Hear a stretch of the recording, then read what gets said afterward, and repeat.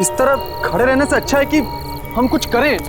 मगर ऐसी हालत में क्या कर सकते हैं हम? मैं एक काम करता हूँ, मैं इन सारे टेलीफोन्स के तार काट देता हूँ। यही ठीक रहेगा, इससे वो फोन भी नहीं कर सकेगा। मैं यहाँ नजर रखती हूँ, तू जल्दी से वो तार काट ले। जा।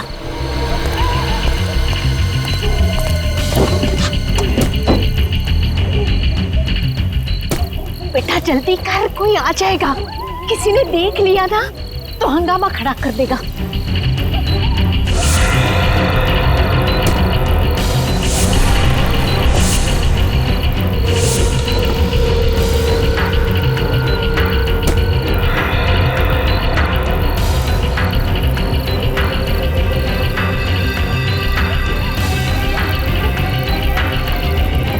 जल्दी कर।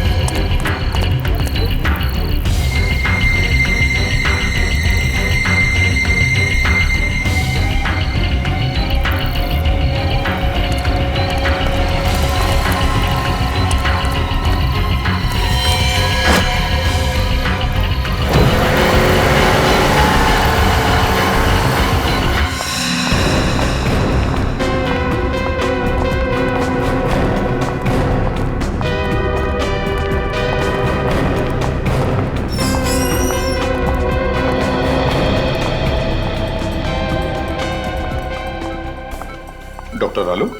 जी सर। डॉक्टर, क्या ये वही हैं जिन पर हमला हुआ था? सिर में 4 गहरी चोटें सर। गनीमत है कि बच गई, नहीं तो इनकी हालत तो बहुत खराब है सर। इनके कोई रिश्तेदार वगैरह आए क्या? नहीं सर, अभी तक तो कोई नहीं आया सर। क्या लगता है आपको कब होश में आएंगी ये?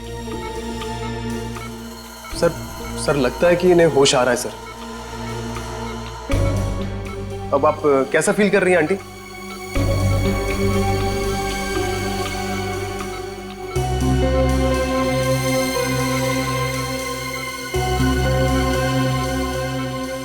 बेटा अभिजीत बेटा, क्या तुम जानते हो इन्हें? नहीं सर, मैं तो पहली बार देख रहा हूं ना।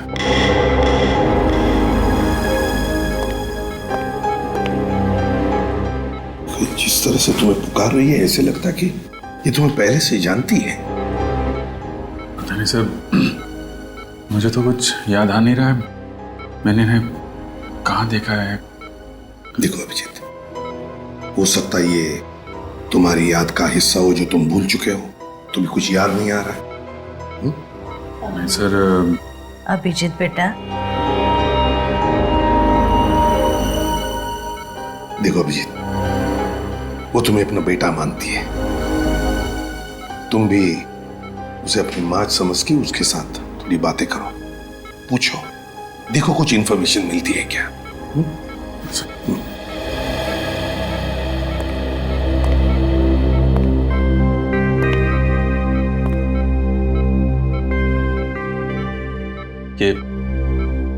ये सब कैसे हुआ? किसने मारा आपको? उसकी जान को खतरा है, उसे बचा लो। किसकी जान खतरे में? वो लोग उसे मार देंगे, उसे बचा लो बेटा। किसको मार देंगे? किसको? सर प्लीज ज्यादा स्ट्रेस मत दीजिए सर, इनके सर में दर्द शुरू हो चुका, प्लीज।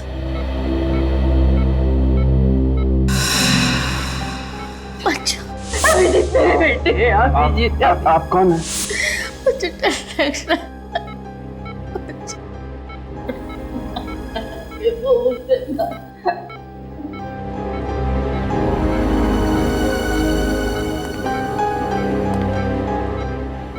अभिजीत, निखिल, इनकी सारी चीजें फोरेंसिक लैब में भेज दो। और डॉक्टर साहब,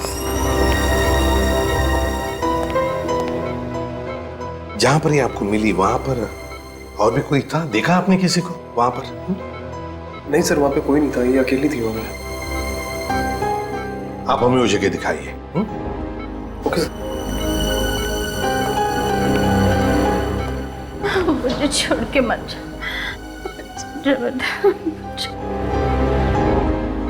अभिजीत, मुझे लगता है तुम इन्हें अपने घर ले जाओ। यहां पर शायद इनकी जान को खतरा हो सकता है।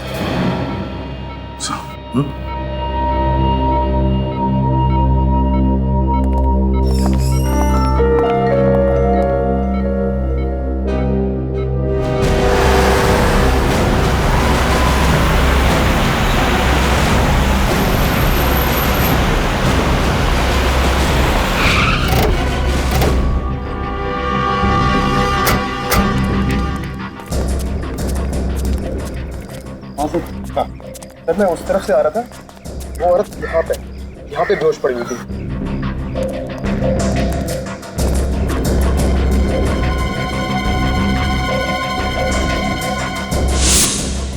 सिर्फ इतना थोड़ा सा खून? उस औरत के सिर पर तो 3-4 चोटों के निशान हैं। हाँ सर, किस्मत की अच्छी थी तो बच गई सर। सर औरत को तो काफी चोट लगी थी, तो यहाँ पे और खून होना चाहिए था। इसका एक ही मतलब है सचिन, कि उस औरत को मारा कहीं और पर और लाकर डाल दिया यहाँ पर। और सर, हमला करने वाले को लगा होगा कि वो औरत मर चुकी है। हाँ, एक काम करो, आसपास अच्छी तरह से ढूंढो, देखो जगह मिलती है कि जहां पर उस औरत पे हमला हुआ होगा।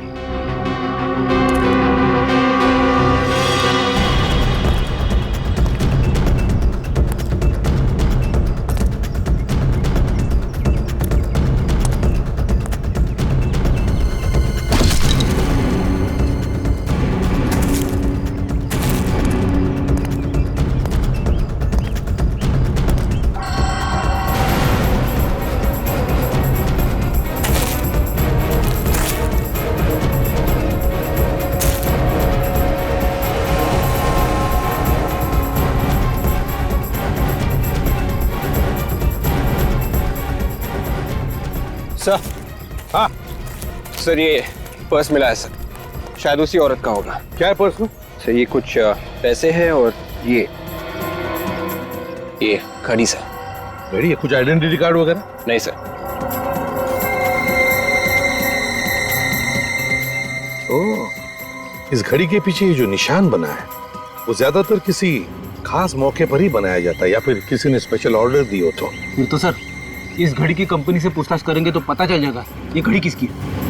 तो फिर करो पूछताछ, लगाओ पता। अभिजीत, अब तबीयत कैसी है? तबीयत तो ठीक है, मगर कुछ याद नहीं है। कौन है, कहाँ से आई हैं, किसने मारा, कुछ भी याद नहीं है। अच्छा, इनके कपड़ों पे जो खून मिला था उसे डॉक्टर सालुंके ने चेक कर लिया है। उसमें 2 अलग-अलग तरह के खून हैं। क्या? 2 तरह का खून है? एक तो इन्हीं का है, दूसरा न जाने किसका है। सर मतलब इनके अलावा किसी और पे भी हमला हुआ है वहां पे? मतलब किसी और की जान भी खतरे में है, या फिर उसे मार दिया गया है। अभिजीत, इनसे पूछने की कोशिश करते हैं, शायद कुछ बता दे।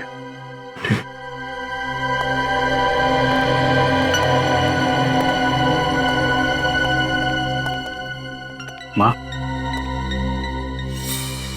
1 साल भर से घर साफ नहीं हुआ है, कितनी धूल जमा हो गई है। हाँ? आप क्या कर रही हैं? मैं साफ कर दूंगा ना, धूल क्यों परेशान हो रही है? जल्दी से बीबी लेकर आ, वो आएगी ना तो पूरा घर साफ रखेगी। वो तो ठीक है, पर आप ये क्या करें, आप आराम कीजिए, आप बैठिए उधर। अरे वही तो करती हो, तू कहाँ मुझे कुछ करने देता है। घर में वो टेबल साफ करने का स्प्रे है? वो स्प्रे तो नहीं है। एक काम करना, जल्दी से वो लोकेश की दुकान पर जाकर तू लेकर आ जा। लोकेश? लोकेश? ये लोकेश कौन है? अरे वही जिसके यहाँ से हमारे घर का पूरा सामान आता है। वही लोकेश। अच्छा वो लोकेश। ओके, जिसके यहाँ से घर का सामान आता है। ये अगर इस लोकेश की दुकान में पता चल जाए तो फिर इनके बारे में भी पता चल सकता है। सर इंटरनेट से पता चल जाएगा कि आसपास के एरिया में लोकेश नाम की दुकान कहाँ पे है। ठीक है, जल्दी से चेक करो।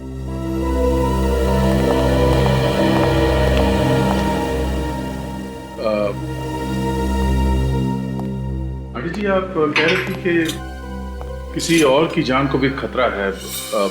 कौन है? जान खतरे में? किसकी जान खतरे में? मुझे कुछ याद नहीं है। जिसने आप पे हमला किया, आपको उसके बारे में कुछ याद नहीं है? नहीं, मुझे उस आदमी के बारे में कुछ मत पूछो। मुझे डर लगता है मुझे। कुछ मत पूछो मुझे उसके बारे में। कुछ मत पूछो। सर इस तरह की घड़ियां तो हमारी ही कंपनी बनाती है। ये जो लोगो बना हुआ है घड़ी के पीछे, ये आपकी सभी घड़ियों पे होता है? सर ये लोगो सिर्फ स्पेशल घड़ियों के लिए ही बनाया गया था। किसके लिए बनाई थी आपने ये घड़ियां और कब? सर अभी पिछले साल ही एक कंपनी के लिए हमने 100 घड़ियां बनवाई थी। किस कंपनी ने बनाई थी ये 100 घड़ी? The shopping centre. जरा इसका एड्रेस दीजिए। जी सर।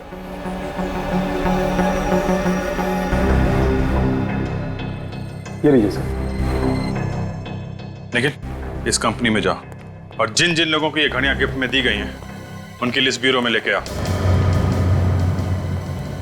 आइए। बेटा तुम यहाँ काम करते हो? जी हाँ। पर मुझे यहाँ पर क्यों लेकर आए हो? आप घर में अकेली नहीं रह सकती थी ना, इसलिए। बैठे, मुझे यहाँ थोड़ा सा काम है। हाँ जैसे ही काम खत्म हो जाएगा हम लोग घर चलेंगे। ठीक है।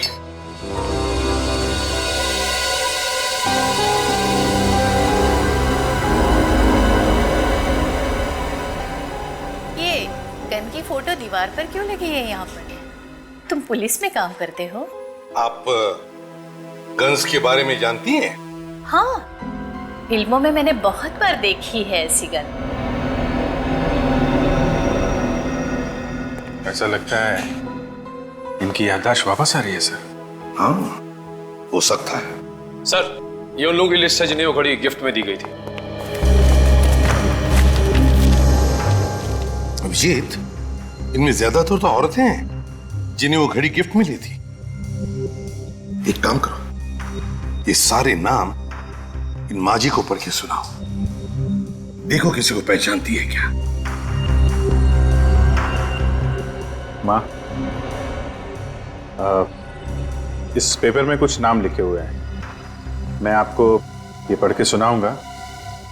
अगर कोई भी नाम आपको जाना पहचाना लगे या ऐसा लगे कि ये पहले कभी सुना है तो आप बताइएगा। टीना? नहीं। काया? नहीं। कविता?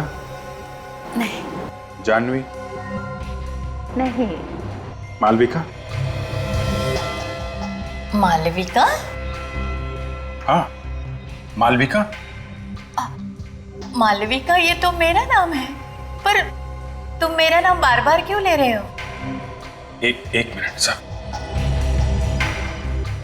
सर, ये मालविका के नाम के आगे जगह का भी नाम लिखा हुआ है, कमला नगर। कमला नगर? अभिजीत एक काम करते हैं, इस कमला नगर में पता लगाते हैं लोकेश की दुकान कहां पर है। उस दुकान के आसपास ही इस माजी का घर होगा।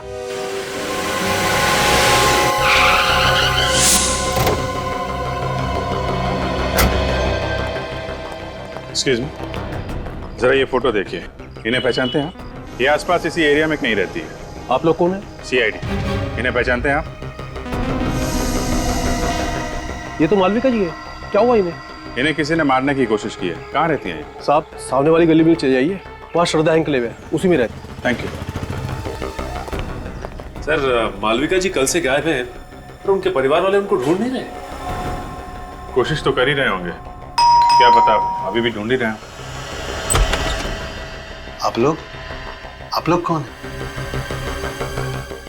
अरे अभिजीत बेटा, तुम यहाँ अचानक? आप पहचानते हैं मुझे? आओ अंदर आओ, मजाक बंद करो, तुम्हारी पुरानी आदत है। ये आपने इनकी बात का जवाब नहीं दिया। आप कैसे जानते हैं? भाई बहुत दिनों के बाद मिले ना, इसलिए भूल गए होंगे। ये देखो अभिजीत, मेरा बेटा प्रीतम। प्रीतम? प्रीतम मेरा बेटा, तुम्हारा दोस्त। अरे बचपन में तुम साथ साथ खेला करते थे, एक साथ पढ़ते थे। ये लोग मुझे जानते हैं, तभी मालविका जी मुझे बेटा कह रही थी। अभिजीत बेटा, अब माफ करना अंकल, मुझे कुछ याद नहीं आ रहा है। याद नहीं आ रहा है? पर क्यों बेटा? वो ऐसा है कि अभिजीत सर को सिर में काफी साल पहले चोट लग गई थी, इसलिए बचपन का उन्हें कुछ भी याद नहीं। लेकिन उसे कुछ याद ही नहीं आता सर, यहाँ तक कि अपना नाम भी भूल गया हूँ। तभी मैं कहूँ कि अभिजीत अपने उमेश अंकल को कैसे भूल गए। खैर कोई बात नहीं, कम से कम तुम घर आए तो। मालविका यहाँ होती तो तुम्हें देख के बहुत खुश हो जाती। पर बेटा, वो कल रात से गायब है। आप परेशान मत होइए अंकल, मालविका जी हमारे पास है। आपके पास है? शुक्र है भगवान का कि वो सेफ है। मालविका जी को कोई मारना चाहता था। हाँ? नहीं, आप घबराइए मत अंकल, वो अभी बिल्कुल ठीक है। हाँ, और मेरा बेटा प्रीतम, वो कहाँ है? आपका बेटा प्रीतम? हाँ, वो भी तो मालविका के साथ। सर तो फिर प्रीतम कहाँ गया? उसे भी मालविका जी के साथ ही होना चाहिए था। Oh my God!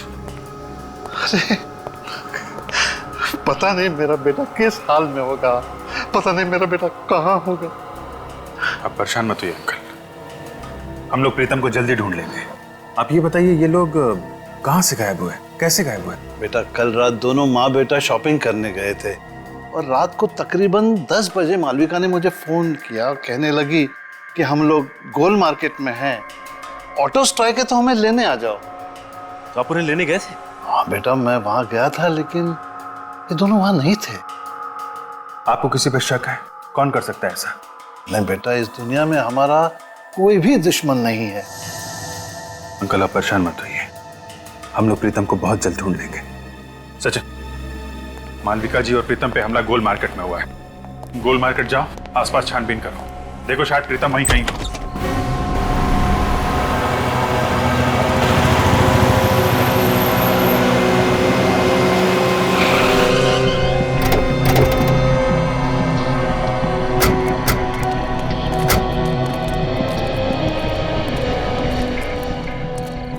दस बजे तक तो सारी दुकानें बंद हो जाती हैं यहाँ पे। सर ये दुकान खुली है सर, शायद इन्होंने कुछ देखा हो। दुकान आज खुली है तो शायद कल भी खुली हुई होगी, पूछते हैं इससे। अरे सुनिए भाई साहब, जरा एक फोटो देखिए। कल रात आपने इस औरत इस आदमी को यहाँ आसपास देखा ना? हाँ देखा था सर, कल रात ये यहीं पे खड़े थे। जब आप दुकान बंद कर रहे थे कल, तब ये लोग यहीं पर थे? हाँ सर, तभी दोनों फोन बूथ के पास ही खड़े हुए थे, शायद किसी का इंतजार कर रहे थे। ओह, थैंक यू। It's okay. इसका मतलब है जो कुछ भी हुआ यहाँ टेलीफोन बूथ के आसपास ही हुआ है।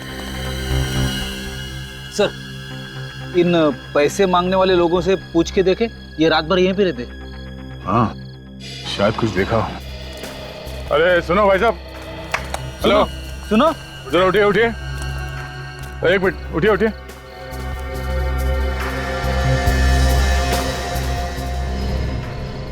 जरा ये फोटो देखिए, इन दोनों को यहाँ पे देखा था कल रात को आसपास कहीं पे? नहीं साहब, हमने तो नहीं देखा है। तो ध्यान से देखिए। नहीं देखा साहब। अच्छा यहाँ पे कोई गड़बड़ हुई थी कल रात? कोई लड़ाई झगड़ा कुछ? नहीं साहब, कोई लड़ाई झगड़ा तो नहीं हुआ था, लेकिन कल रात किसी ने टेलीफोन खराब कर दिया था। फोन खराब कर दिया? वो हमारी बेचारी कांति का जरूरी फोन आने वाला था, वो भी बहुत परेशान थी। कौन सा जरूरी फोन आने वाला था? बुलाओ उसे। साहब वो तो अपना बोरिया बिस्तरा बांध के सुबह ही चली गई। क्या कमाल है, पीसीओ पे काम का कॉल आने वाला था इस कांति का, और ये पीसीओ अचानक खराब हो जाता है और ये कांति बोरिया बिस्तर बांधकर यहां से गायब हो जाती है। मामला कुछ और ही है। जहां पे मालविका जी बेहोश पड़ी थी वहां पे फिर से चल के देखते हैं।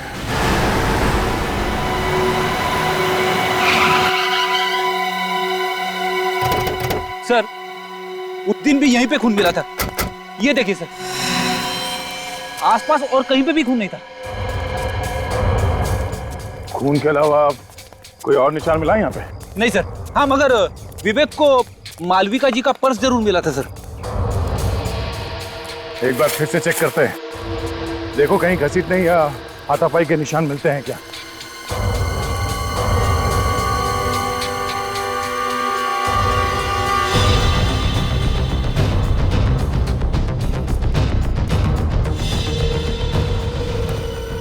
साहब, यहां से किसी को जंगल में घसीटा गया है सर। घसीटने के निशान। तो इसी तरफ ढूंढते हैं, शायद कोई सबूत मिल जाए।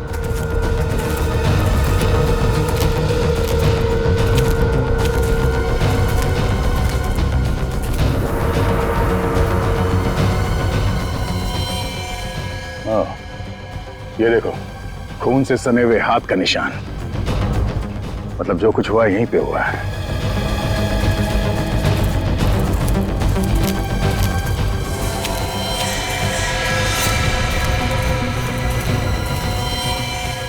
मेरा बेटा प्रीतम। सर ये तो प्रीतम है, मालविका जी का बेटा।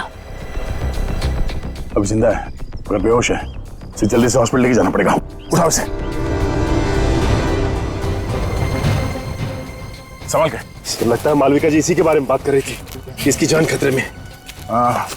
दोनों को मारने की कोशिश की और फिर यहाँ पे लाके फेंक दिया।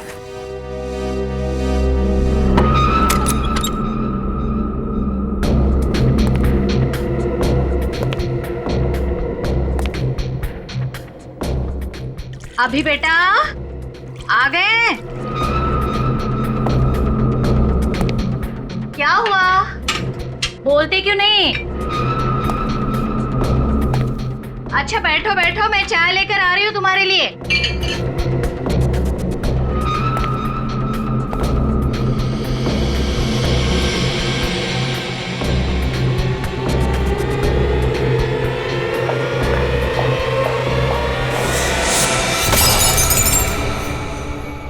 कौन हो तुम? तुम्हारी मौत। क्यों मारना चाहते हो मुझे? सवाल जवाब बन।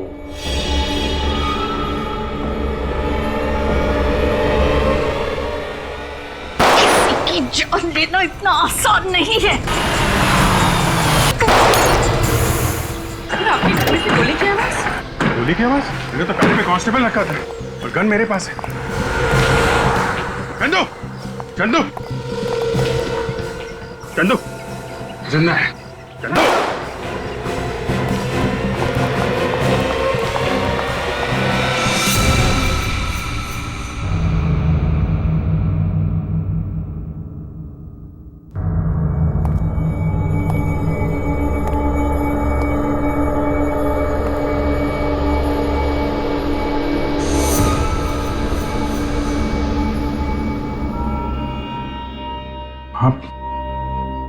आप ठीक हो मां?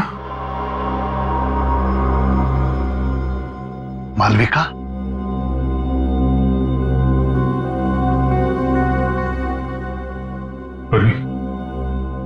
संभालो ना। जी भैया।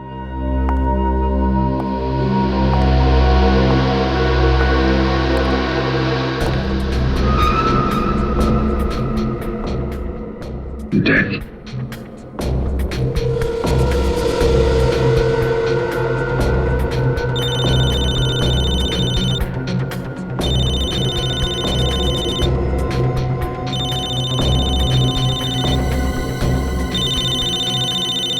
दया का नंबर? दया इसके मोबाइल पे क्यों फोन कर रहा है? मॉरिस? मॉरिस? हाँ हाँ, यही तो है मॉरिस।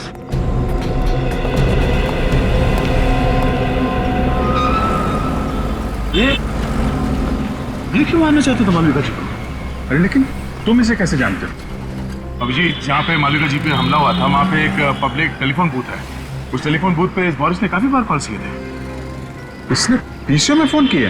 हाँ, और इस पीसीओ का कॉल रिकॉर्ड निकाला हमने। पिछले 4 महीने में 20 बार बाहर से कॉल था और उसमें से 15 कॉल इस बोरिस ने किए। वहां पे कॉल क्यों किए इसने, ये तो मालूम नहीं अभिजीत। मगर परसों रात 10:15 बजे भी बोरिस ने उस पीसीओ पे कॉल किया था।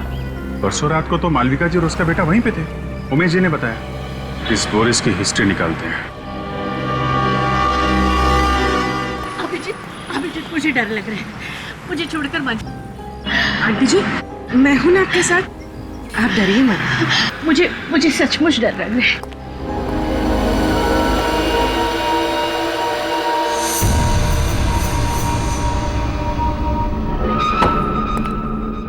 घर तो खुला पड़ा है। लगता है बोरिस अकेला रहता था।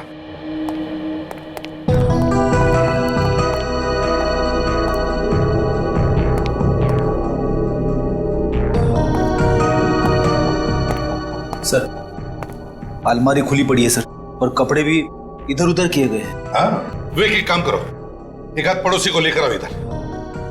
रेडी? सचिन, घर की अच्छी तरह से तलाशी लो, देखो कुछ मिलता है क्या।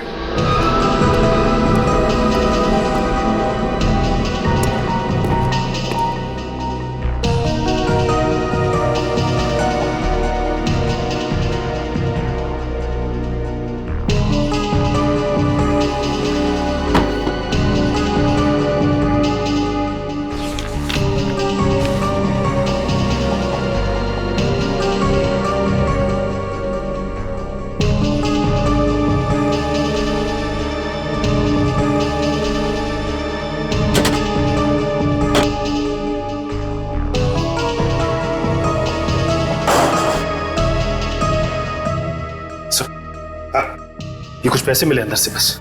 अच्छा, ये कैसा पेपर है सर? फ्रेडी, मृत्यु प्रमाण पत्र है ये, डेथ सर्टिफिकेट, ध्यानचंद हॉस्पिटल। लगता है स्याही गिर गई इसलिए यहाँ फेंक दिया। सर, डेथ सर्टिफिकेट बोरिस के घर पे क्या करा था? वही तो, ध्यानचंद हॉस्पिटल का ब्लैंक डेथ सर्टिफिकेट बोरिस के घर में। किसकी मौत का इंतजाम है ये? सर,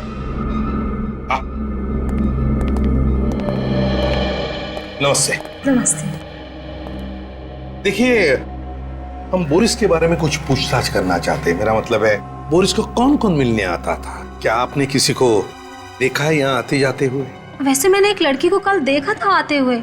कैसी लड़की? मेरा मतलब है, कैसे दिखती थी वो लड़की? दूर से देखा था, कुछ याद नहीं आ रहा। फिर भी जरा याद करके देखो। सर, हाइट उसकी कोई 5.5 फीट के आसपास थी और बाल लंबे थे, और हाँ, रंग सांवला था। ये हुलिया तो कांति का है, वो जो टेलीफोन बूथ के आसपास पैसे मांगती है। कांति? अच्छा, क्या आप बता सकते हैं ये बोरिस काम क्या करता था? सर, एक हॉस्पिटल में वो वार्ड बॉय का काम करता है। ओह, Dhyanchand hospital. Excuse me, 2 minute है आपके पास? क्यों? ये डेथ सर्टिफिकेट है। नाम तो हमारे हॉस्पिटल का ही लिखा हुआ है। ये हमें आपके यहाँ का वार्ड बॉय है बोरिस, उसके घर में मिला था। होगा, मुझे क्या मालूम? मालूम नहीं कैसे? तुम्हारे हॉस्पिटल का डेथ सर्टिफिकेट बोरिस के घर में कैसे गया? मालूम नहीं तुम्हें? बोरिस के घर में क्या हो रहा क्या नहीं हो रहा, ये मुझे कैसे मालूम हो सकता है?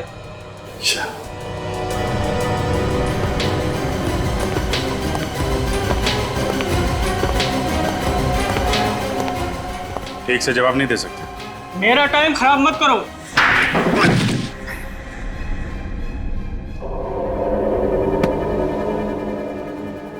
तो इंचार्ज है ना यहाँ का? हाँ। टेस्ट सर्टिफिकेट बनाना तुम्हारा काम है? हाँ।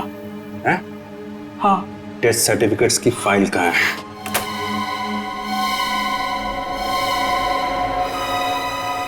सही है।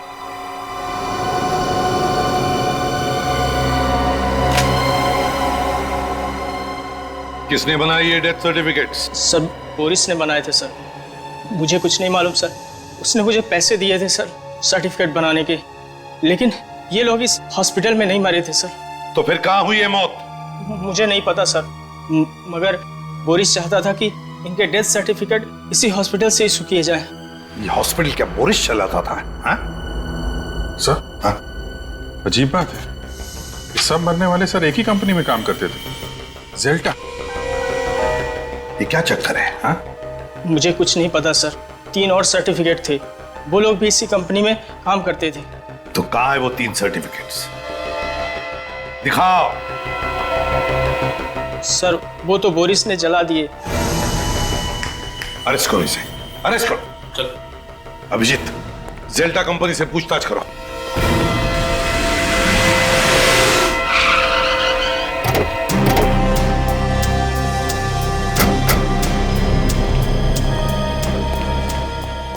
Excuse me.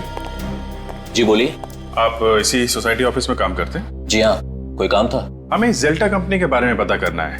कौन से फ्लोर पे है इसका ऑफिस? जेल्टा कंपनी? ये क्या चीज है? अरे कंपनी का नाम है जेल्टा कंपनी। भाई साहब, इस बिल्डिंग में इस नाम की कोई कंपनी नहीं। आप लोग चाहें तो बोर्ड देख सकते हैं।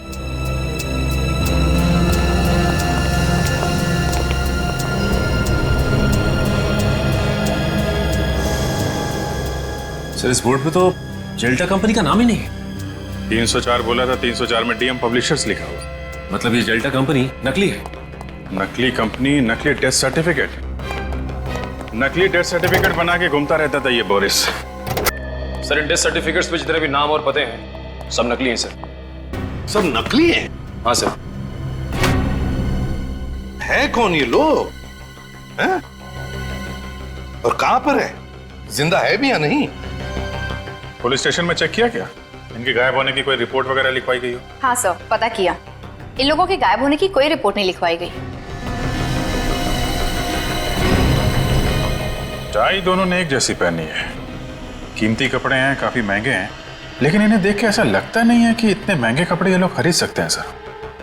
ये सारे के सारे लोग अमीर नहीं है, अमीर दिखाए गए हैं। सर कहीं ऐसा तो नहीं कि ये सारे लोग कांति के साथ के लोग हो?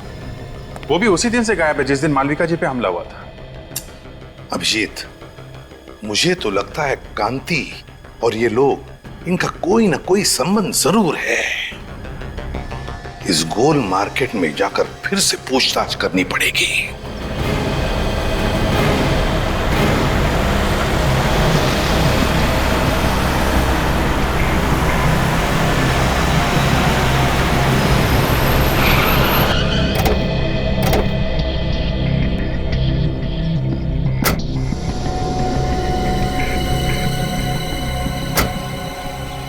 जरा ये जगह देखिए, आप पहचानती है जगह को?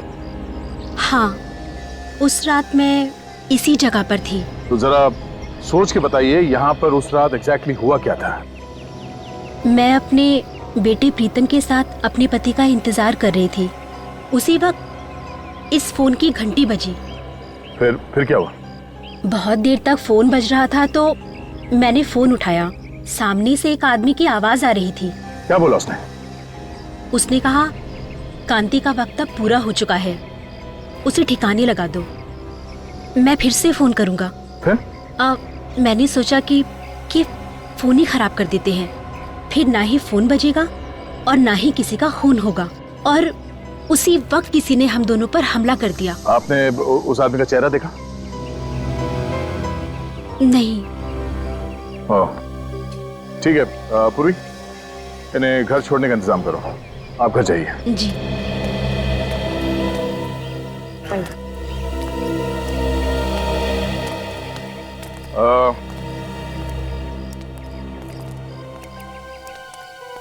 आप इन लोगों को पहचानते हैं? हाँ साहब, ये हमारे साथी थे। ये दूसरे देश गए हैं पैसा कमाने, बहुत पैसा कमाने। ये खुद बोले थे हमारे लिए पैसा भेजेंगे साहब। अच्छा, ये कांति भी बाहर गांव जाने वाली थी क्या? हाँ साहब। अच्छा, वो आदमी कौन है जो इन लोगों को बाहर गांव भेज रहा है? आप लोग जानते हैं उसको? Boris Boris Boris Boris? Sir Boris तो मर चुका है। हाँ, बोरिस के साथ कोई और भी मिला हुआ है। साहब, सुमति ने मिलवाया था सबको। कहाँ है सुमति? अभी अभी मैंने उसे टैक्सी स्टैंड पे देखा था। बहुत बहुत जल्दी में थी वो साहब। टैक्सी स्टैंड पे?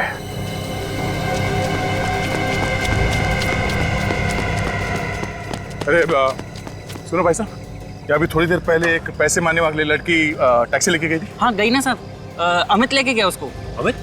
तुम अमित को जानते हो? हाँ साहब, मेरा सगा वाला है वो। अच्छा, उसका नंबर है? नंबर तो जरा। एक काम करो, अपने मोबाइल से उसे फोन लगाओ। सर मेरे मोबाइल से? अरे तुम्हारा मोबाइल नंबर देखेगा तो वो फट से उठा लेगा और उस लड़की को शक भी नहीं होगा। जी सर।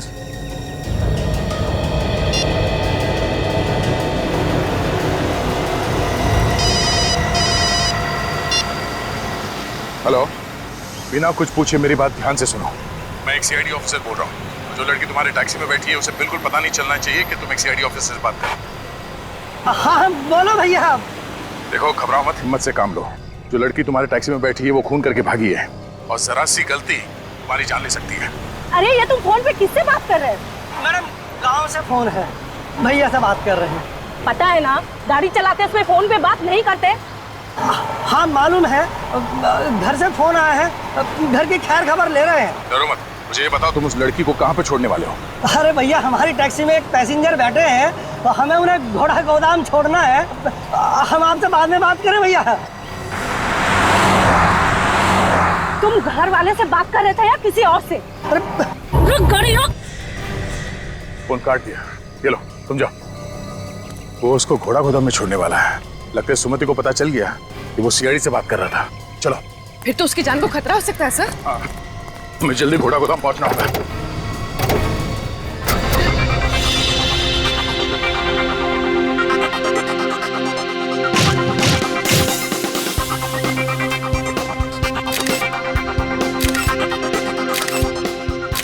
ओहो, ऐसा लग रहा है कि जैसा कि शोक सभा में आई। चेहरे पर थोड़ी सी मुस्कुराहट लाओ। अमेरिका जाने के नाम से ना खुशी के मारे मेरे तो होश ही उड़ गए हैं। तो फिर चिंता क्यों? सोच रही हूँ कि वहां जाकर क्या काम करूँ, और तो और मुझे तो अंग्रेजी बोलनी भी नहीं आती। तुम्हें ऐसी जगह पर ही काम मिलेगा जहां पर सिर्फ और सिर्फ हिंदी बोली जाएगी। जल्दी से एक बहुत अच्छी सी फोटो मुझे दे दो, मुस्कुराते हुए।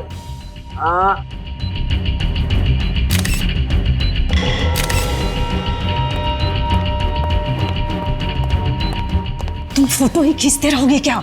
चलो निकलने की तैयारी करो। क्यों, क्या हुआ? सीआईडी वाले कुत्तों की तरह पीछे पड़े हुए हैं। ये सीआईडी वाले भी ना।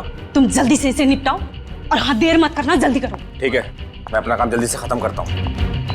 सुमति, भगवान तुम्हारा भला जरूर करेगा।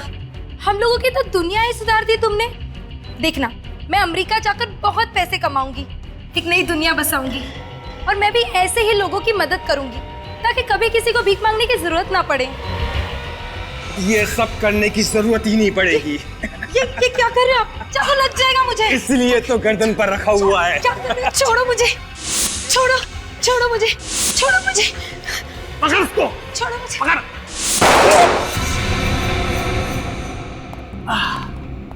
सीआईडी, तुम तो हमें छोड़ के आ गई। बहुत बेइज्जती की हमारी, इसलिए हम खुद मिलने आए। देखो, तुम लोग में से कोई भी आगे मत बढ़ना, नहीं तो एक एक करके सबको मार दूंगी मैं।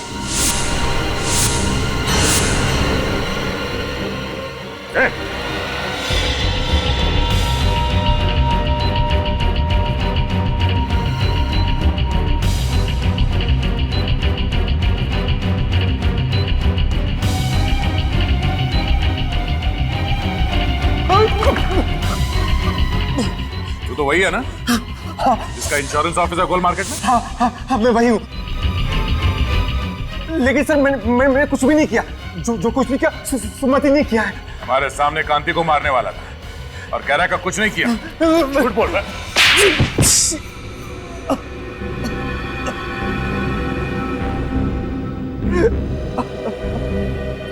हाँ, मुझसे बहुत बड़ी गलती हो गई, बहुत बड़ी गलती। मैंने ही खून किए हैं। क्यों किया तुमने ये खून? इंश्योरेंस के पैसे के लिए।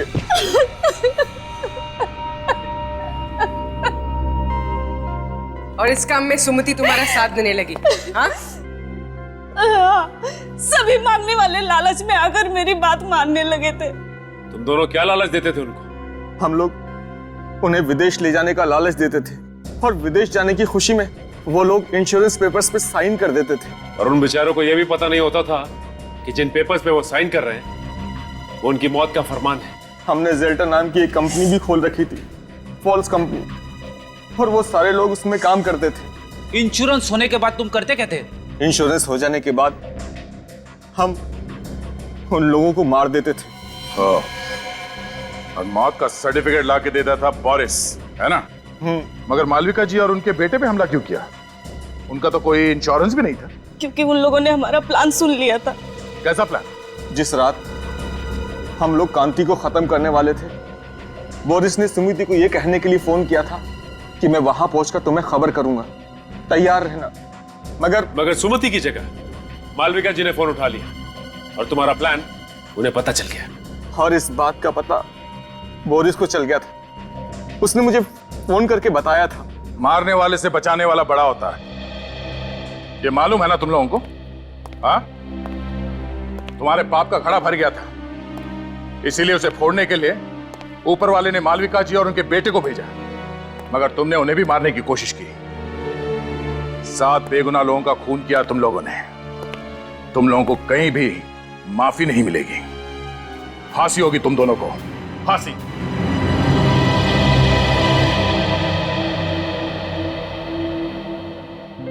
आंटी जी, आप बिल्कुल परेशान मत होइए। डॉक्टर ने कहा है कि थोड़ा टाइम लगेगा, प्रीतम बिल्कुल ठीक हो जाएगा। अभिजीत बेटा, बहुत बहुत धन्यवाद आप सबका। आज मैं बहुत खुश हूँ। कम से कम मेरी बीवी और मेरा बेटा मेरे साथ तो है। ये क्या कर रहे हैं अंकल जी आप?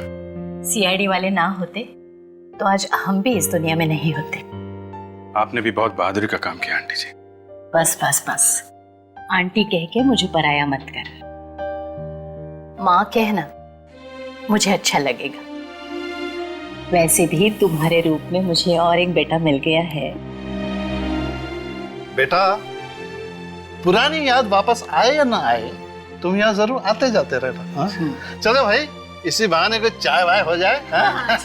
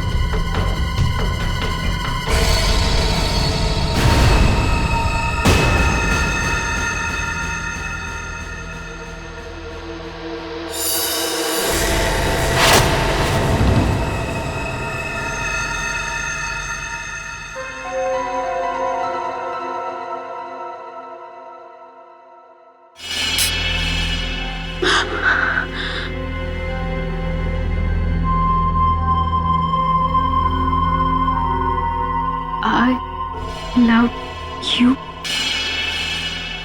ये किसने लिखा?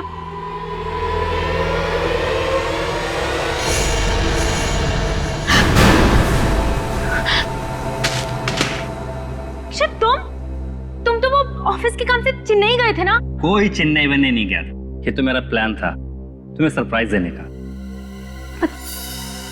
माय गॉड, तुम्हारे हाथ से खून बह रहा है। ये सब तुमने लिखा है? Are you mad? Yes, yeah. I'm mad for you.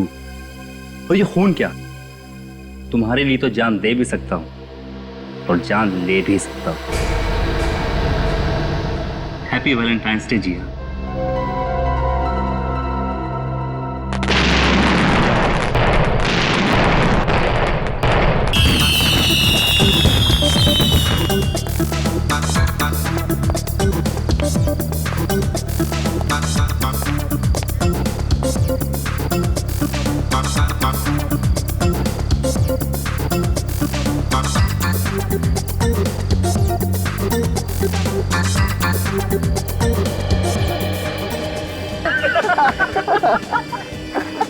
Rishabh, आजकल तेरे सारे जोक्स जो है ना पति पत्नी के ऊपर होते हैं। अब वक्त आ गया है, इसकी भी शादी करवा देनी चाहिए।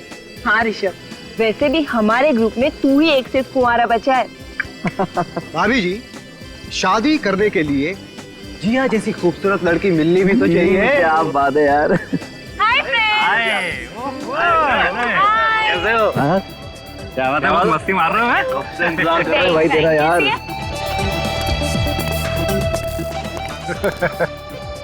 क्या बात है भाई, तुम लोग बड़ा हंस रहे थे हैं? कुछ नहीं, हमेशा की तरह ऋषभ की शादी की बात चल रही थी। अच्छा, वैसे मैं भी ऋषभ के लिए लड़की ढूंढ रहा था, पर क्या करें, कोई भी लड़की से शादी नहीं करना चाहती। अरे भाई, कैसे करना चाहेगी अक्षित बाबू? जो लड़की मेरे लिए बनी थी उसको तो तू ले उड़ा। हाँ, दुनिया की सबसे खूबसूरत और हसीन लड़की जिया जिया जिया जिया। ये ऋषभ भी ना कभी अपनी हरकतों से बाज नहीं आएगा। हाँ, लेकिन जिया भी तो उसी कंपनी एंजॉय करेंगे नहीं?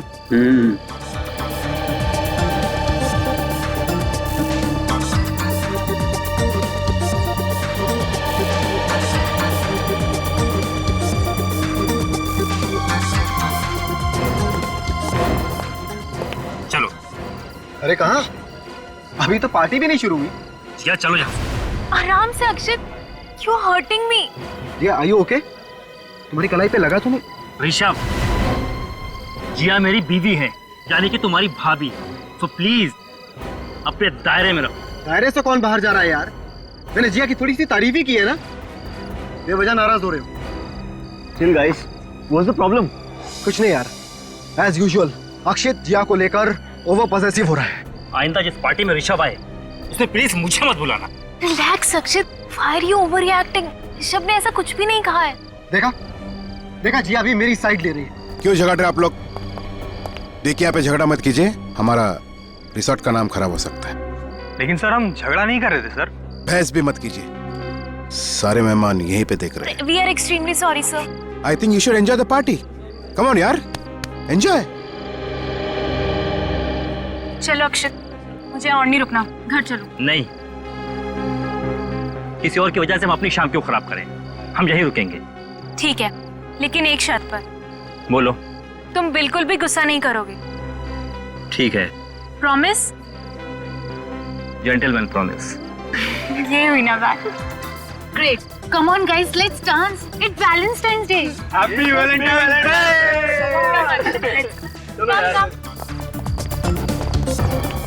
अगर आज इस ऋषभ का गेम ओवर नहीं किया तो मेरा नाम भी अक्षित नहीं।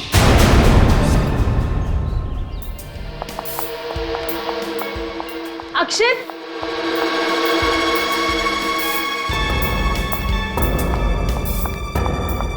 गाइस गाइस, तुम लोगों ने कहीं अक्षित को देखा? अक्षित को तो हमने नहीं देखा, लेकिन हुआ क्या? पता नहीं कहाँ चला गया यार। पता नहीं कहाँ चला गया का क्या मतलब है? रात को कमरे में था कि नहीं? नहीं प्राची, रात को तो वो कमरे में ही था, लेकिन जब मैं सुबह उठी तो वो वहाँ नहीं था। अरे बाथरूम में नहाते सो गया होगा यार। शुभम प्लीज, मैंने सबसे पहले बाथरूम में ही चेक किया था, वो वहाँ पर भी नहीं है। फिक्र मत कर, यही कहीं टहलने चला गया होगा, आ जाएगा। अरे यार, तुम लोग बेकार में टेंशन ले रहे हो। मुझे तो बहुत जोरों की भूख लगी है। चल के नाश्ता करें क्या? हाँ, क्यों नहीं, चलो चलते हैं। चलो चले यार। जिया, तुम भी हमारे साथ चलो ना। नहीं, तुम लोग जाओ, एक बार अक्षित मिल जाए, मैं उसी के साथ खा लूंगी। ठीक है, चलो यार। ये आवाज कैसी है? ये आवाज कहाँ से आई?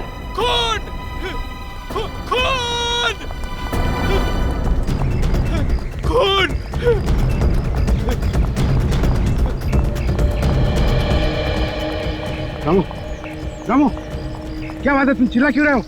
क्या बन? साहब, क्या? वो लाश। लाश? हाँ।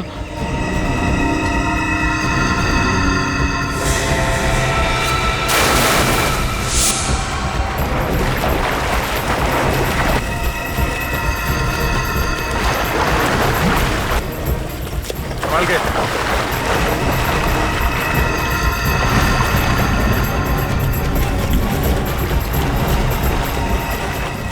और इधर पड़ो।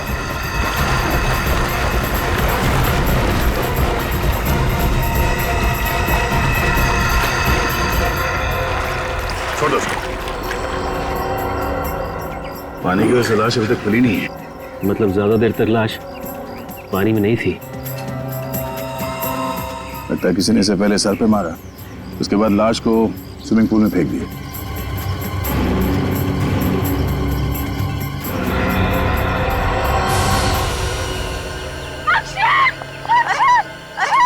देखिए पीछे हो जाइए, पीछे हो जाइए, संभालिए अपने आप।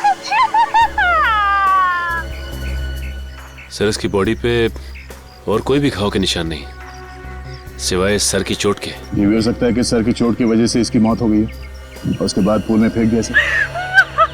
वैसे अक्सर तो खूनी लाश को किसी ऐसी जगह पर छुपाते हैं जहां से लाश दिखाई ना दे, लेकिन इस खूनी ने लाश को खुलेआम स्विमिंग पूल में डाल दिया। मतलब ये चाहता था कि लाश हमें मिल जाए।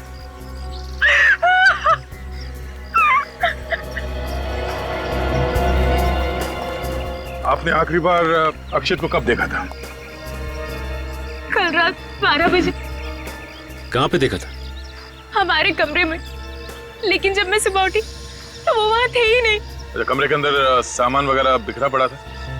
मेरा मतलब है अक्षित का किसी के साथ कोई झगड़ा वगैरह कुछ हुआ था क्या? सब सामान अपनी जगह पर ही था और मुझे नहीं लगता कि कल रात उस कमरे में और कोई आया था। मतलब अक्षित खुद ही कमरे से बाहर चला गया? शायद। मगर जब वो कमरे से बाहर निकला तो आपको पता कैसे नहीं चला? बेड से कोई उठ के निकलता है तो नींद तो खुलती है ना। एक्चुअली मुझे हाई ब्लड प्रेशर की प्रॉब्लम है, इसलिए मैं दवाई खाकर सोती हूँ और मुझे इतनी गहरी नींद आती है कि कुछ पता नहीं चलता। अच्छा, किसी को शक है किसी पे? कौन कर सकता है ये? सर ये ऋषभ का ही काम हो सकता है। ऋषभ? कौन है ये ऋषभ? वो भी हमारा दोस्त है और अक्षित के साथ अक्सर उसका झगड़ा होता रहता था। और ये झगड़े किस बात को लेके होते थे? एक्चुअली ऋषभ अक्सर मुझसे फ्लर्ट करने की कोशिश करता था और अक्षित को ये बात बिल्कुल पसंद नहीं थी। ये ऋषभ है कहाँ पे? बुलाओ उसे। पता नहीं सर, सुबह से ऋषभ भी हमें कहीं नहीं दिखाई दिया सर। ऋषभ गायब है? आखिरी बार कब देखा था ऋषभ को? कल रात पार्टी में, जब ऋषभ और अक्षित के बीच में झगड़ा हुआ था। और सर उसके बाद हम लोगों ने प्लान किया कि 12 से 1 के बीच हम लोग स्विमिंग करेंगे, पर ना ही ऋषभ आया और ना ही अक्षित आया सर। इसका मतलब है यहाँ जो कुछ भी हुआ रात 1 बजे के बाद हुआ है। अच्छा, ये ऋषभ दिखता कैसा है? उसका फोटो है किसी के पास? हाँ सर, रात को हम पार्टी की फोटो ले रहे थे, इनमें ऋषभ भी है। ये रहा सर।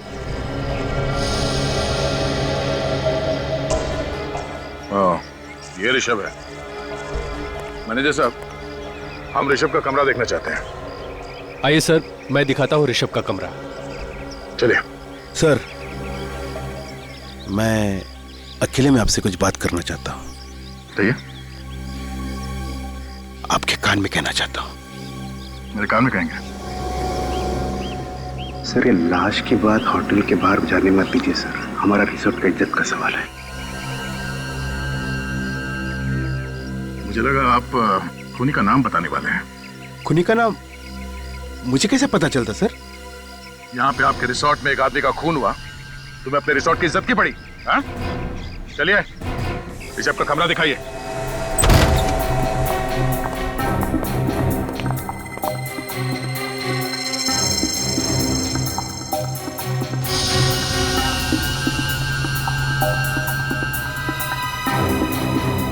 कमरे की हालत देखकर लगता है कि यहाँ पे हाथापाई हुई है। सर ये देखिए, शराब की बोतल और 2 ग्लासेस।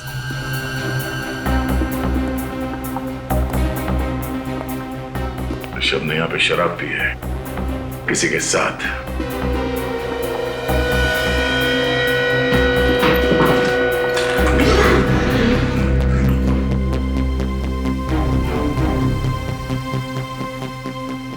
सर, ऋषभ का सामान और कपड़े यहीं पे पड़े सर।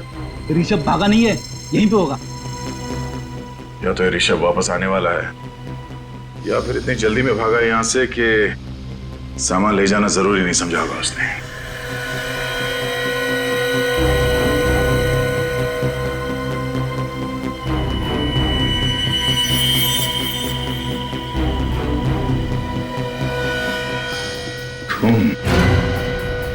सूख चुका है। कल रात का लगता है। सर ये खून कहीं अक्षित का तो नहीं?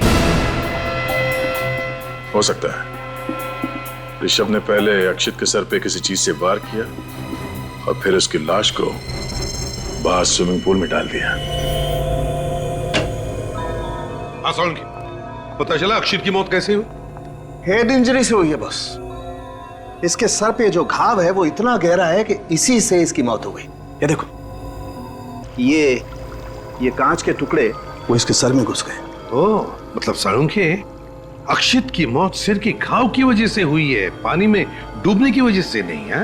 नहीं बॉस, इसके फेफड़ों में मुझे जरा भी पानी नहीं मिला। मुझे लगता है खूनी ने इसको मारने के बाद इसकी लाश को पानी में फेंका है। यार इसकी मौत कितने बजे हुई होगी? यही कोई रात को 2:30 से 3 बजे के बीच। डॉक्टर साहब, ये लाश पानी में कितनी देर तक थी? ज्यादा देर तक नहीं रही होगी क्योंकि लाश फूली नहीं है। मेरे ख्याल से 3-4 घंटे। अक्षित की लाश पानी में से निकाली सुबह 7 बजे, मतलब अक्षित को पानी में फेंका गया रात के 3 और 4 बजे के बीच में। और सिर्फ 12 बजे तक तो अक्षित जिया के साथ था। इसका मतलब अक्षित की मौत 12 से 3 बजे के बीच में हुई है। सालुंखे, ऋषभ के कमरे में जो खून मिला था वो अक्षित का ही है ना? नहीं बॉस, मैंने खून के सैंपल्स अच्छी तरह से टेस्ट किए हैं। ये खून अक्षित का नहीं। खून अक्षित का नहीं है? ये खून किसी और का है। मतलब वहां पे किसी और को भी चोट लगी है? ऋषभ को ही चोट लगी होगी। ऋषभ का ही तो कमरा है ना वो। हाँ अभिजीत, क्या ऋषभ गायब है? ठीक है। एक और बात बॉस। क्या? मुझे ऋषभ के कमरे में जो ग्लास में थोड़ी सी शराब मिली है वो शराब जहरीली है। उसमें जहर मिला हुआ है। जहर मिला? कैसा जहर? यूटीक्यू नाम का जहर। यार सालुंखे, वही जहर है ना जो अगर शराब में मिलाया जाए तो पीने वाले का 2 मिनट में काम खत्म। बिल्कुल बॉस। अक्षित के बॉडी में तुम्हें यूटीक्यू जहर मिला? इस अक्षित के शरीर में मुझे शराब तो मिली है लेकिन जहर का जरा भी ट्रेस नहीं। अक्षित के बॉडी में शराब मिली है पर जहर का जरा भी ट्रेस नहीं, तो फिर वो जहर वाली शराब पी किसने? नाम क्या तुम दोनों का? ये क्या बताएंगे सर? मैं बताता हूँ। इसका नाम रघु है और ये भैरव। इन दोनों का मुंह नहीं है क्या? ये बात ये भी तो बता सकते थे। नाक कटवा दी दोनों ने साहब। पता नहीं साहब ये ड्यूटी करते हैं कि क्या करते हैं। सुन लिया, रघु और भैरव, तुम दोनों की ड्यूटी कहाँ रहती है? सर ये रघु की ड्यूटी स्विमिंग पूल पर और ये भैरव मेन गेट पर। सर मुझे तो लगता है कि तुम डर रहे हो, ये लोग तुम्हारे बारे में कुछ बता ना दे।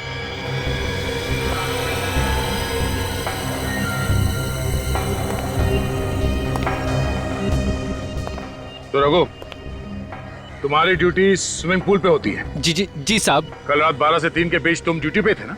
हाँ साहब। तो फिर तुमने देखा कैसे नहीं? किसने डाली लाश अक्षित के पूल में? वो साहब मैं देख नहीं सका साहब। मैं देख नहीं सका या खर्राटे मार रहे थे? नहीं साहब, वो बात नहीं है, पर जहाँ मैं बैठता हूँ वहाँ से स्विमिंग पूल दिखाई नहीं पड़ता साहब। तुम्हारी सीट कहाँ पे? वो साहब वहाँ। वहाँ? जरा वहाँ वॉचमैन की सीट पे जाके बैठ के देखो, वहाँ से पूल दिखता है क्या?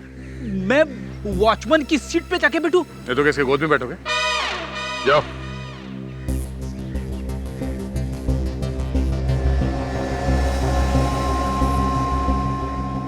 रेडी, वहां से पूल दिख रहा है?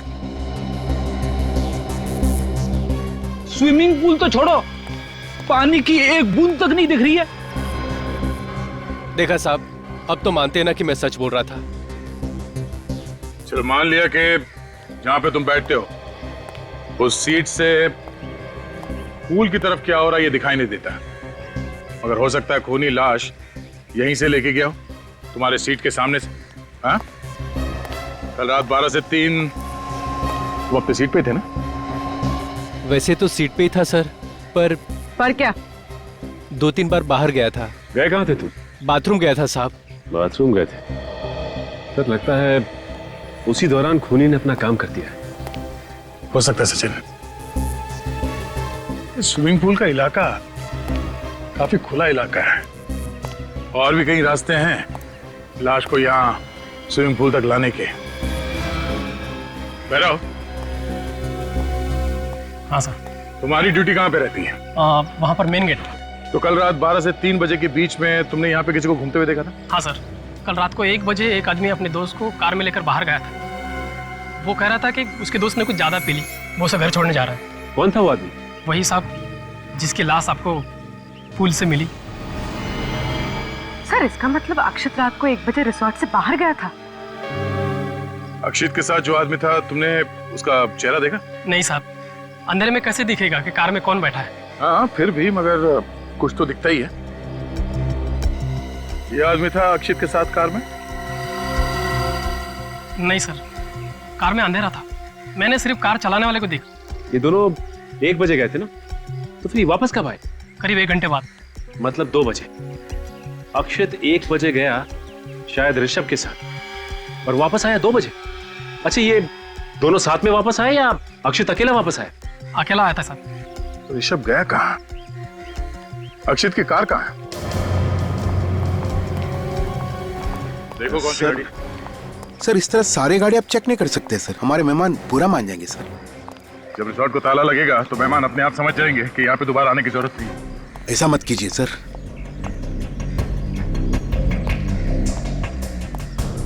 सर अगर रिसोर्ट को ताला लग जाएगा तो मुझे नई नौकरी कौन देगा सर? मैं तो सड़क पे आ जाऊंगा। MH01T1325 sir. हाँ? अक्षित की कार। गाड़ी चेक करते हैं।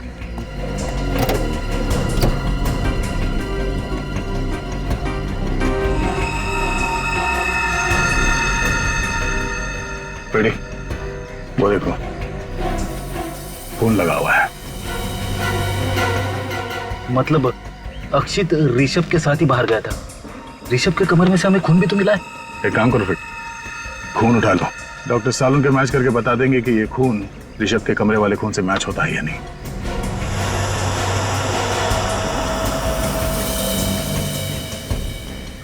सर अगर ऋषभ को अक्षत ने जख्मी किया है तो फिर अक्षत को मारा किसने? हो सकता है कि ऋषभ बदला लेने के लिए वापस आया होगा और अक्षित का खून करके फरार हो गया। नहीं, जख्मी हालत में ऋषभ अक्षित का खून करके उसकी लाश को स्विमिंग पूल में डाले, जरा मुश्किल लगता है पेड़ी।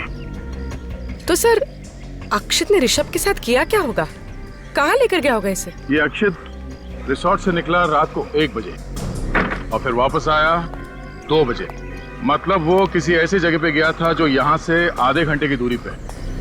हमें ये पता करना पड़ेगा कि यहाँ से आधे घंटे की दूरी पे कौन सी जगह है जहाँ पे अक्षित ऋषभ को ले जा सकता है।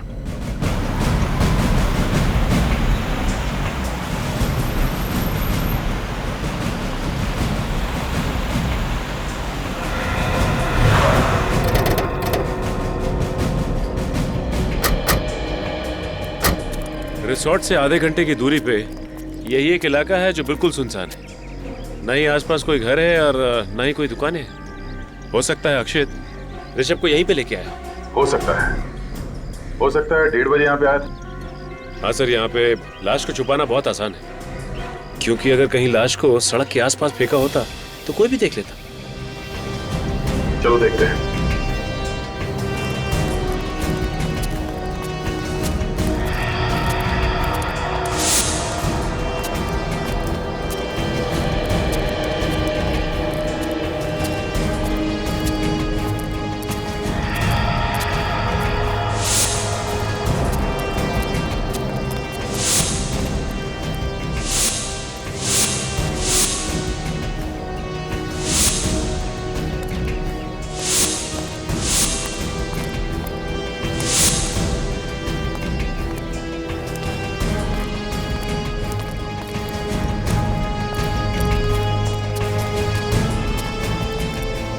देखो जरा आसपास यहाँ पे और कुछ मिलता है क्या?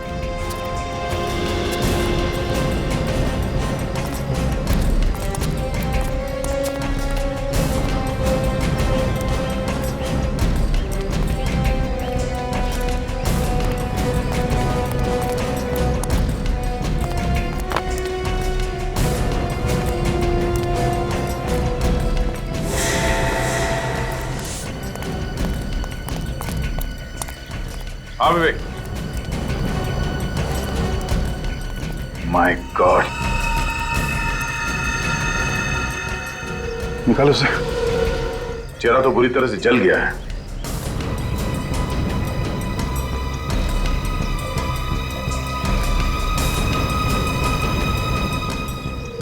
सर। हाँ सचिन। इसका तो पॉकेट भी पूरी तरह से जल चुका है। कहीं ये ऋषभ ही तो नहीं? हो सकता है अक्षित इसे यहाँ लाया हो। सिक्योरिटी गार्ड ने ऋषभ को रिसोर्ट में वापस जाते हुए नहीं देखा। इस आदमी को शायद यहीं पे जलाया गया है। ये देखो, घास का ये बड़ा सा पैच जल गया है। बस पता चल गया। क्या पता चला? बस इस आदमी को पहले मारा गया है, उसके बाद इसे जलाया गया है। मगर मारा कैसे सालुंखे? मारा कैसे? जहर, वही जहर। क्यों? एग्जैक्टली। और बॉस, वो ऋषभ के कमरे में आप लोगों को जो शराब का गिलास मिला था, हाँ, इस आदमी ने पिए उस गिलास में शराब। और वो जो ब्लड सैंपल मिले थे वो भी इसी आदमी के। ये ऋषभ है? अगर ये ऋषभ है तो फिर अक्षित को किसने मारा? क्योंकि यही आदमी अक्षित के साथ रिसोर्ट के बाहर गया था रात के 1 बजे। और बॉस, ये आदमी अक्षित के मरने से 1-2 घंटे पहले मारा गया। 1-2 घंटे पहले? सर फिर तो शायद अक्षित ने इसे मारा होगा और रात को 1 और 2 बजे के बीच वही लाश को ठिकाने लगाने गया था। अक्षित रिसोर्ट में आता है रात के 2 बजे। उसके बाद वो कहीं बाहर जाता नहीं। फिर अक्षित की लाश को रिसोर्ट के स्विमिंग पूल में डाला जाता है रात के लगभग 3 बजे। इसका मतलब है अक्षित की खून की कहानी रची गई रात के 2 और 3 बजे के बीच, उन 60 मिनटों में। मगर कहां मारा गया अक्षित को उस रिसोर्ट में?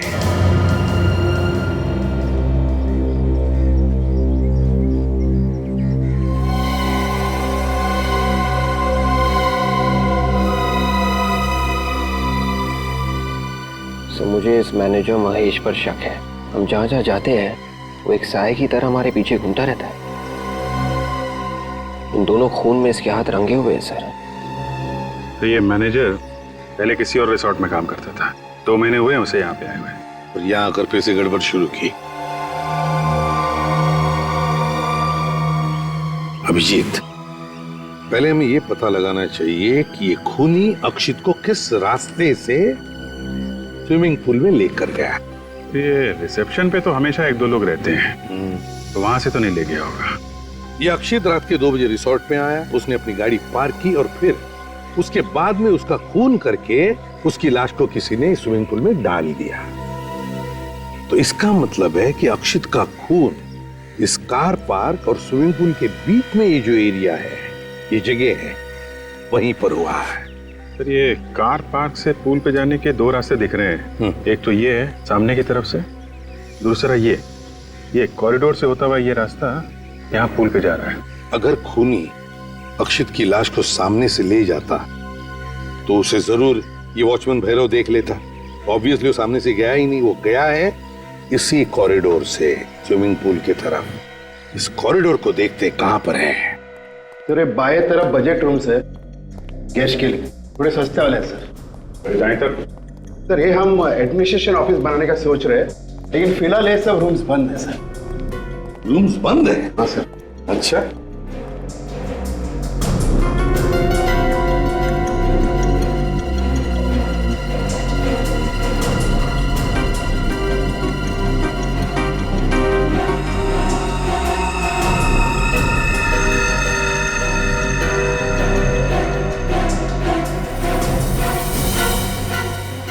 कांच का टुकड़ा, खून लगा हुआ।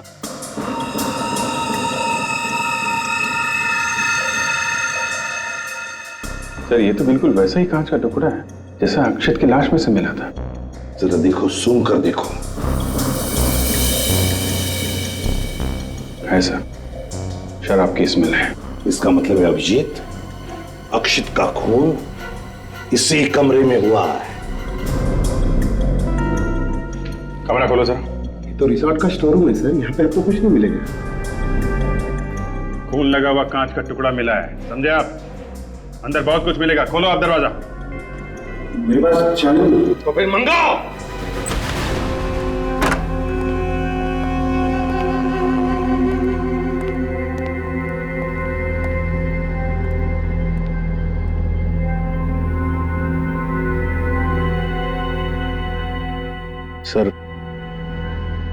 सर मैंने आपसे कहा ना सर, यहाँ पे तो सिर्फ होटल का सामान पड़ा हुआ है सर। और हाँ, होटल का सामान पड़ा है, दिख रहा है ना। और फिर ये क्या है? हैं? ये भी होटल का सामान है। क्यों? क्या ये कांच के टुकड़े हैं? ये कांच के टुकड़े कहां से आए? ये देखो, इस पर खून लगा हुआ है। कैसे? क्या हुआ पता है? यहां पर तुम्हारे स्टोर रूम में अक्षित का खून किया गया और फिर उसकी लाश को ले जाकर के स्विमिंग पूल में डाल दिया गया, समझे? होटल का सामान विवेक रख दो इसे, और इस सारा स्टोर रूम अच्छी तरह से छान मारो।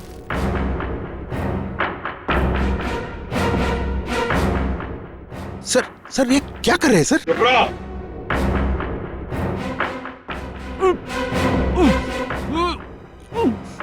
सर, इसके पीछे किसी का आवाज आ रहा है सर। आवाज आ रही? हाँ, हटाओ ये सब, हटाओ।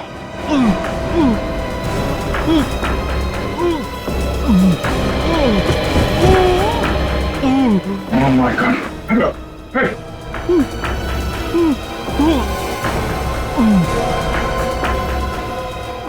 Oh my God!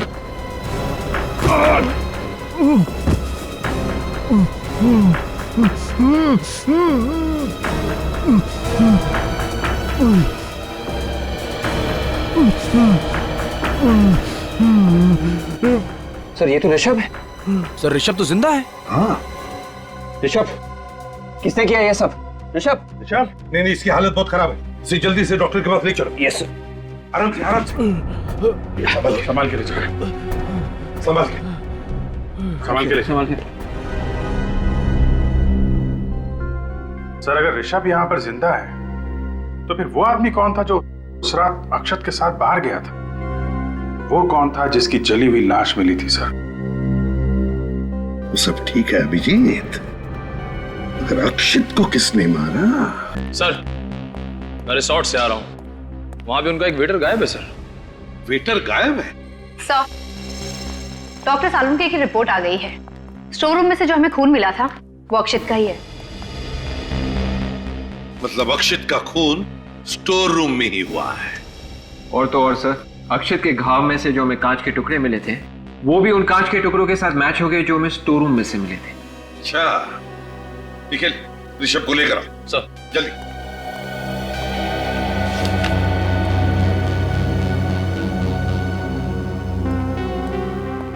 Sir. Rishabh एक बात बताओ, तुम स्टोर रूम में पहुंचे कैसे? हैं? क्या हुआ, क्या था?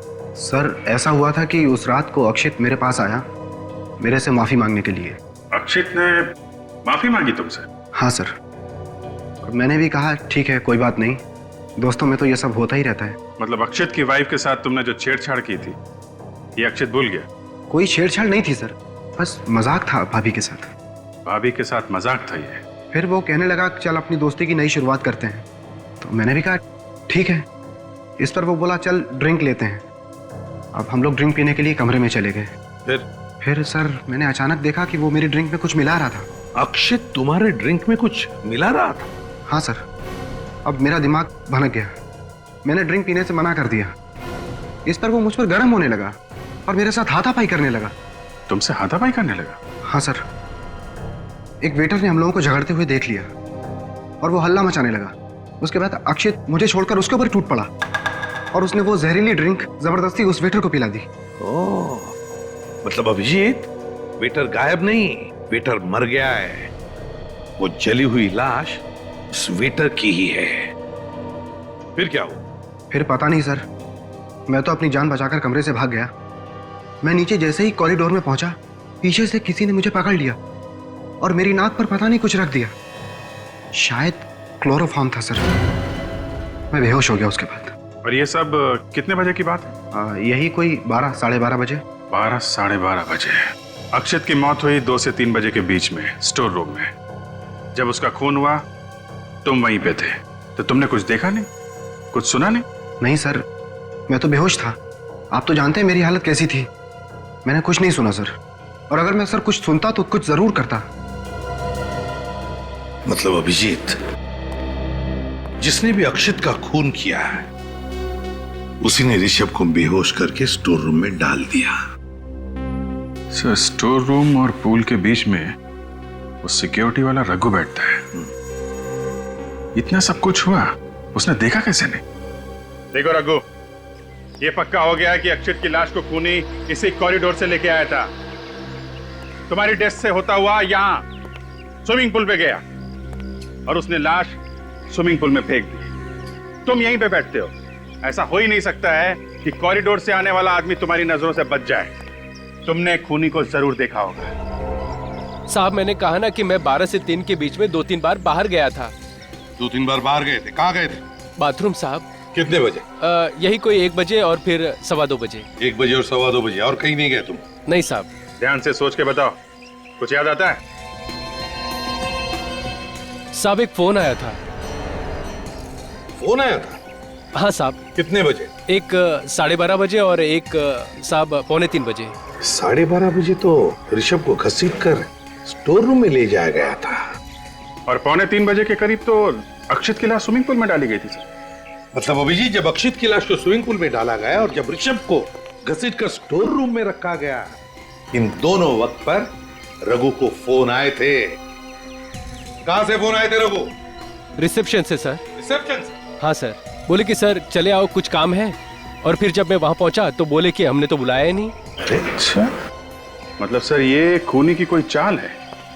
जब ऋषभ को गोडाउन में रखा गया और अक्षित को स्विमिंग पूल में फेंका गया, दोनों बार इसे यहाँ से हटा दिया गया। हाँ निखिल सर, रिसेप्शन पे जो है तो लेकर आओ जल्दी। सर, ये बात तो पक्की है कि इस खून के पीछे रिसोर्ट के किसी आदमी का हाथ है। सर ये क्या कह रहे हैं सर? अंदर का आदमी कोई क्यों करेगा सर? ये किसी अंदर वाले ने ही किया है मिस्टर महेश। कोई ऐसा आदमी जो तुम्हारे रिसोर्ट के स्टोर रूम के बारे में जानता है और जिसने तुम्हारे वॉचमैन रघु को फोन करके रिसेप्शन पे बुलाया, वो रघु का एक्सटेंशन नंबर भी जानता है। तो ये कैलाश है, उस समय रिसेप्शन पे यही बैठे थे। कैलाश बता, क्या तुमने रघु को रात के 12:30 बजे और 2:45 बजे फोन करके बुलाया था रिसेप्शन पर? No sir. हाँ साहब, इन्होंने ही बुलाया था हमें। मैं कितनी बार बोलूं, रिसेप्शन पे तुम्हें नहीं बुलाया गया था।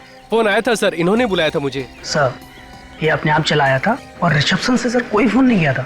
इसके एक्सटेंशन नंबर पे फोन आया था, तो फोन रिसेप्शन से किया गया होगा ना? सर, रिजॉर्ट के सारे फोन इंटरकनेक्टेड है, तो फोन तो कहीं से भी हो सकता है। सारे फोन इंटरकनेक्टेड है? जी सर। सर, वो स्टोर रूम में भी एक फोन पड़ा हुआ था ना? हाँ। कहीं खूनी ने उसी से तो फोन नहीं किया? हो सकता है। अभिजीत, स्टोर रूम वाले टेलीफोन से फिंगरप्रिंट्स उठाओ।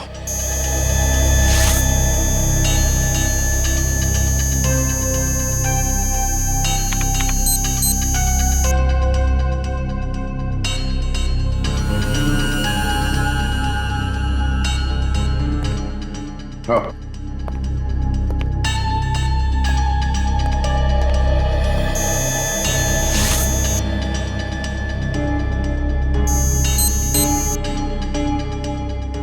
आजा।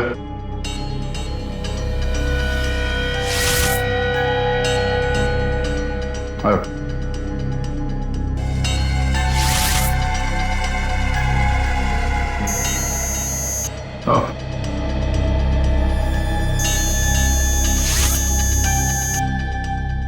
चाहिए। आइए।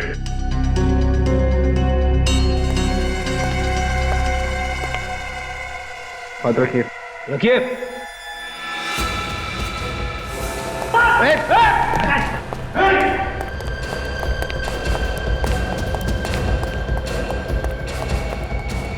कर रहा है? हाथ क्यों रहा था? कुछ तो नहीं किए थे क्या? क्या हुआ? मैं तो ये बेहोश हो गया। इसे हॉस्पिटल ले जाओ जल्दी। पापा के दया, इसी ने रघु को फोन करके रिसेप्शन पे बुलाया है। कौन ये? रॉबिन 15 दिन पहले ही ज्वाइन हुआ है सर। रॉबिन तो सिर्फ एक मोहरा है सर, असली बाजी कोई और ही खेल रहा है। फिर दया, इस रॉबिन की फोन रिकॉर्ड चेक करो, देखो कहां से फोन आते थे, किस किस को फोन करता था ये। तो रॉबिन का फोन रिकॉर्ड मिल गया। रिकॉर्ड में एक ऐसा नंबर है जिससे उससे 20 बार फोन किया गया था। 20 बार फोन किया? कौन सा नंबर है? ये वो नंबर सर, 1687033305। 3305। ये तो कुछ जाना पहचाना नंबर है। यस सर, ये नंबर इसके नाम पे रजिस्टर्ड है।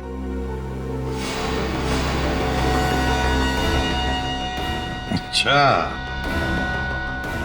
इसके नाम पे, तो ये है हमारा खूनी।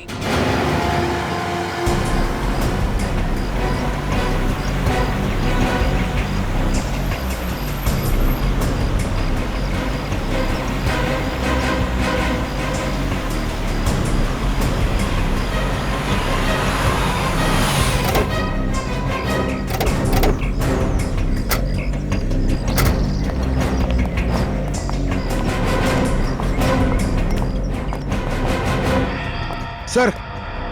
हाँ सर, अब तो पता चल गया ना सर कि खूनी कौन है? हाँ, पता चल गया।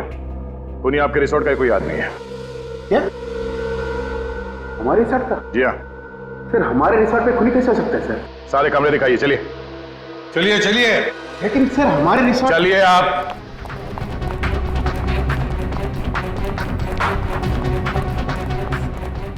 सभी कमरे चेक करो, पूरे मेरे साथ आओ।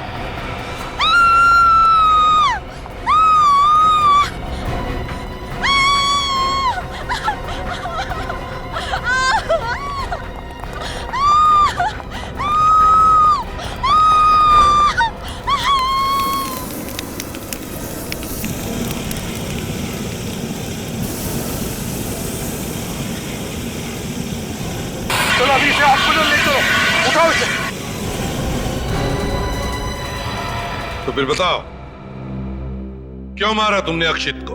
घुटन हो रही थी मुझे, सहमी हुई जिंदगी से छुटकारा चाहिए था मुझे। मतलब तुम अक्षित के साथ खुश नहीं थी? अक्षित के साथ मैं तो क्या, इस दुनिया की कोई भी औरत खुश नहीं रह सकती। क्यों? ऐसा क्या करता था अक्षित? शक, हमेशा वो मुझ पर शक किया करता था। मैं अगर किसी लड़के से 2 मिनट के लिए बात कर लूं, तो उसे लगता था कि मेरा उसके साथ अफेयर चल रहा है। तो उससे डिवोर्स ले लेती, जान से क्यों मारा?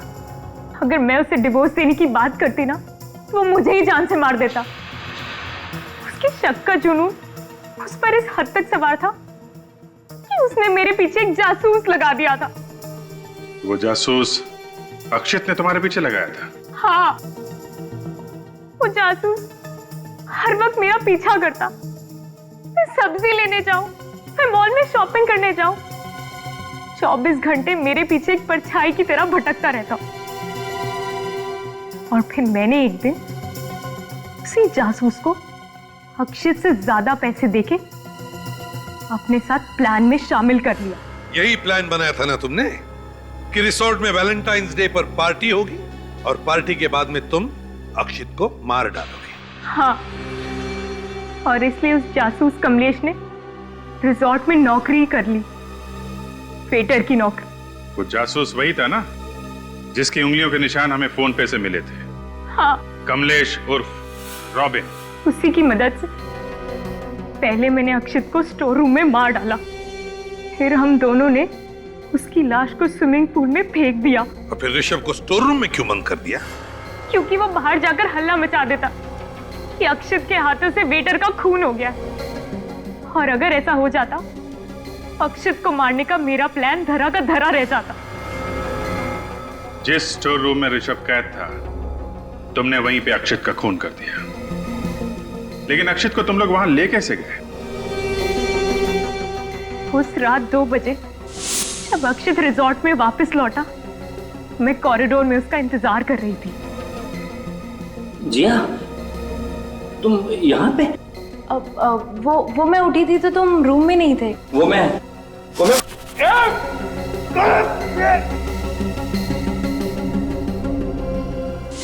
स्टोर रूम में अक्षित का सर फोड़ने के बाद करीब 2:45 बजे हम उसकी लाश को स्विमिंग पूल की तरफ ले गए। तो तुम पुलिस के पास जा सकती थी।